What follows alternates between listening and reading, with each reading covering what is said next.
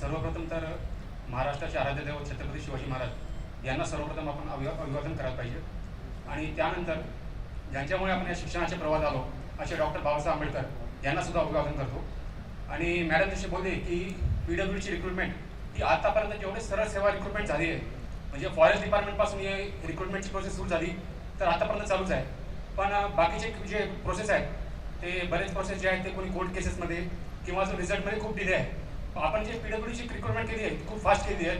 आणि यासाठी मी सर्व डिपार्टमेंट त्यानंतर जे काही शासनाने प्रोसेस राबवली त्यासाठी शासनाचे आणि सर्व जे डिपार्टमेंटचे सिनियर लोक आहेत त्यांचा धन्यवाद देतो.